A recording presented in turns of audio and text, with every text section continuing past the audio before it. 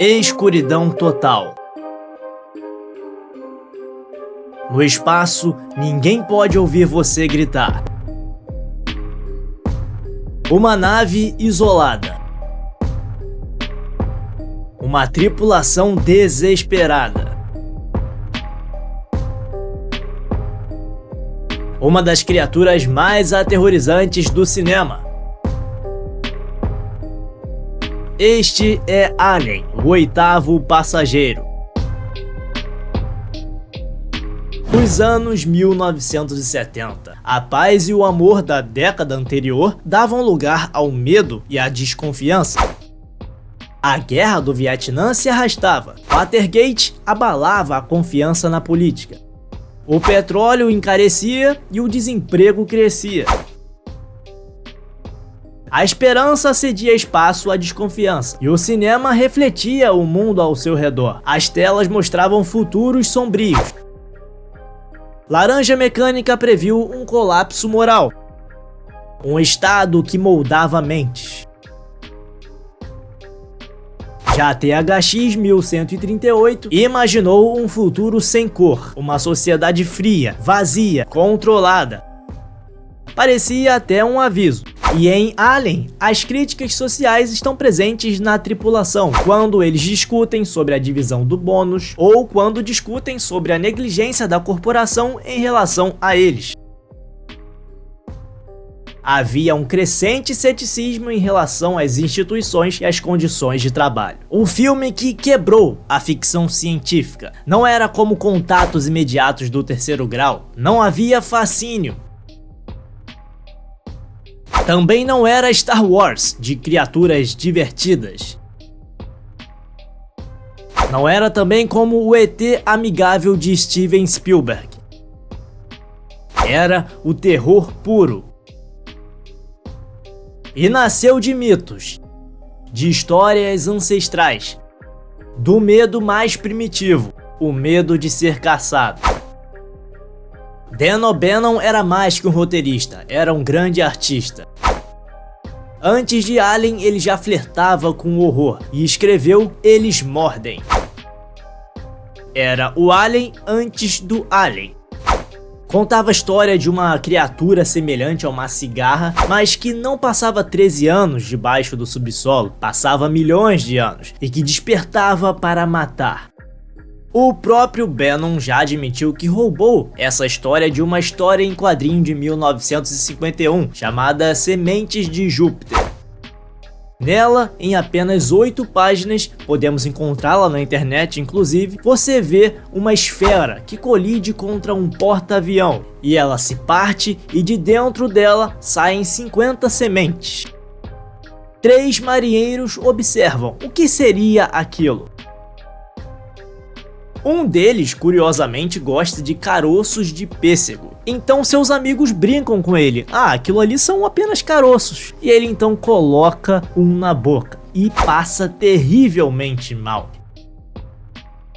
E precisa de uma cirurgia urgente. E nesse processo cirúrgico abrem o corpo dele e então sai um polvo nojento e horrível de dentro dele e sai correndo pelo convés e se joga no mar. E todos acham que assim tinha acabado aquilo. Mas não, claro que não havia acabado. Outra influência imensa em torno de Alien foi a obra de Lovecraft.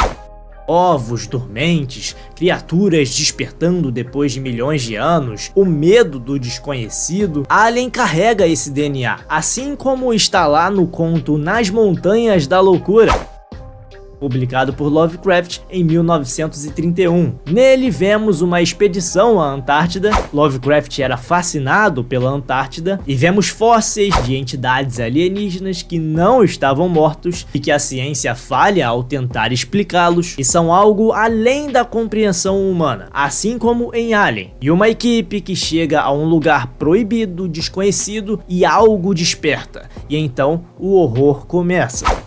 Se isso te lembra de outro filme, é porque deveria mesmo. O Enigma de Outro Mundo também foi baseado nesse conto. E tanto Dan O'Bannon quanto John Carpenter tiveram que dar uma maquiada, uma escondida nos elementos, porque Hollywood não queria lançar Lovecraft puro. Tinham que usar os elementos Lovecraftianos maquiados de outros maiores. Mas os horrores cósmicos continuavam lá.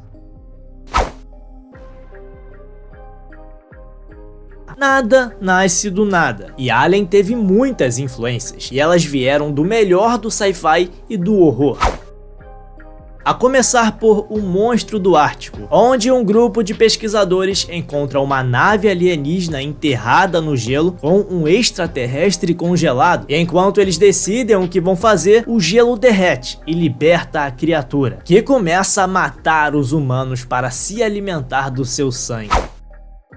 It, o terror veio do espaço, também foi uma grande influência, onde vemos uma tripulação que chega a Marte para resgatar um único sobrevivente de uma expedição anterior, pois o resto havia morrido. Algo se escondia na nave e começa a caçá-los um por um.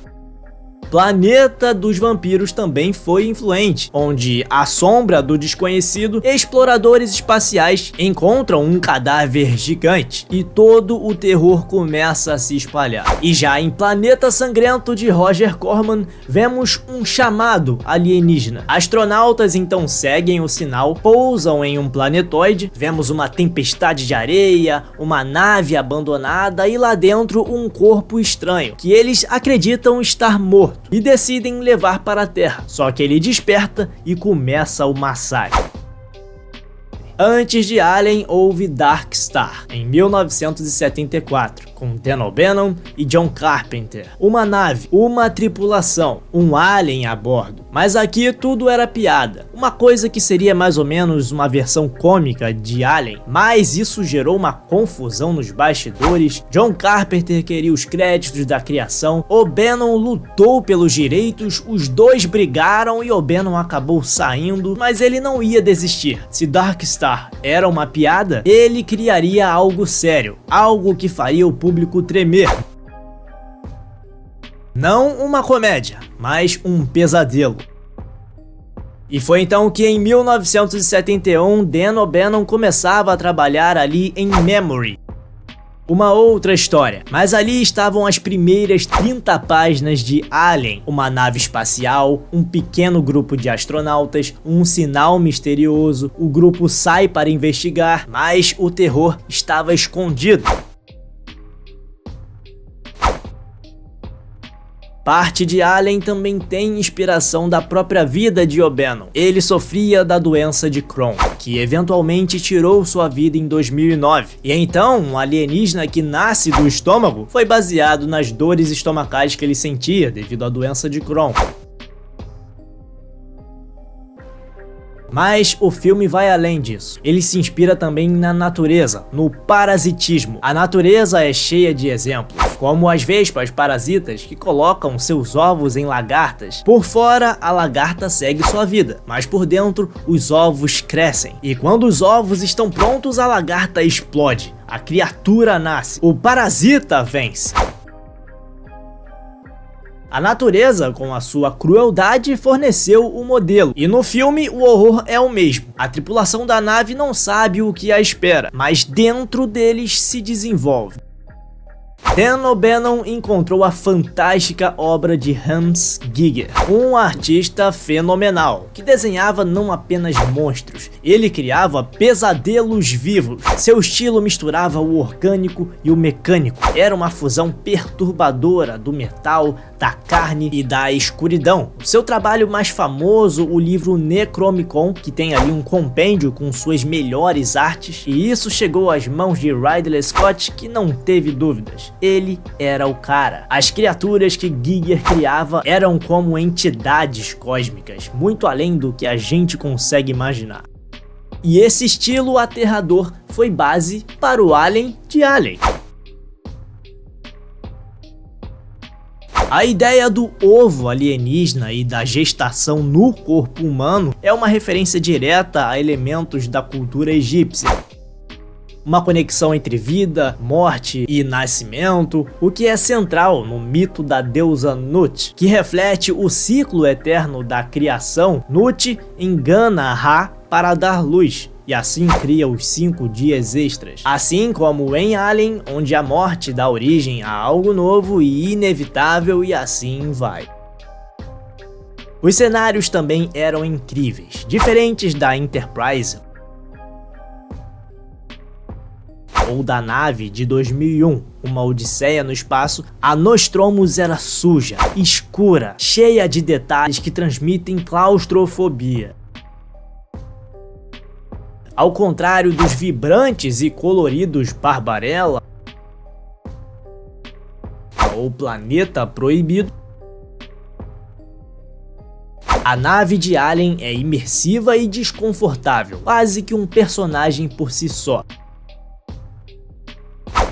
E a câmera passa lentamente pelos corredores, criando uma tensão crescente. É quase que um filme em câmera lenta mesmo, mas nem por isso é arrastado. É um filme que nunca se acalma, mantém o ritmo intenso e inquietante.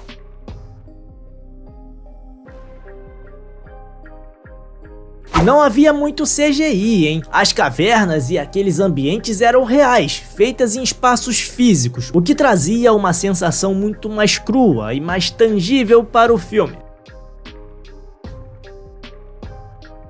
E a cena emblemática do Chestbuster foi inspirada em uma pintura muito simbólica de Francis Bacon. Com suas formas distorcidas e imagens de dor, a pintura simbolizava a crucificação, embora que Francis Bacon fosse ateu. Os dentes e a carne vermelha refletem ao horror físico e visceral, elementos que encontramos claramente na famosa cena do filme. E aquela explosão de sangue com um impacto imediato trazem à mente obras como os filmes de David Cronenberg, onde o corpo humano e suas transformações grotescas são explorados de forma bem semelhante. A Nostromo e a sua nave auxiliar Narciso são 2 símbolos de exploração do desconhecido. Esses nomes foram tirados de obras do escritor Joseph Conrad, um autor que escreveu sobre os males do imperialismo e os conflitos da natureza humana. Esses nomes usados nas naves não foram apenas escolhas aleatórias, fazem então uma alusão direta às preocupações do escritor. Abordava os perigos que a humanidade poderia encontrar nas sombras do mundo. Alien reflete essa mesma inquietação, dando uma sensação de que, ao tentar explorar o cosmos, a humanidade pode se deparar com horrores além da sua compreensão. E enquanto Ridley Scott fazia Alien, Francis Ford Coppola adaptava Coração das Trevas, de Joseph Conrad. Ambos abordavam o encontro com o mal, mas em contextos diferentes. Enquanto Alien abordava o horror cósmico, Apocalipse Now, segundo o próprio autor do livro, era sobre os horrores do imperialismo belga e britânico, ali nos idos da Guerra do Vietnã. O papel de Ripley foi o primeiro papel principal de Sigourney Weaver no cinema, e foi uma atuação tão marcante que a colocou no radar de Hollywood. Graças ao seu trabalho, recebeu uma indicação ao Saturn Awards de melhor atriz, uma premiação que reconhece as melhores produções de ficção científica, e transformou-se em um ícone do cinema de ficção científica e do gênero do terror. E aí, o que você achou de Alien? Deixa aí a sua opinião, eu quero saber o que você pensa sobre o filme. E não esqueça também de curtir, compartilhar com seus amigos e se inscrever também no canal, ativando o sininho para não perder os próximos conteúdos. Até o próximo vídeo!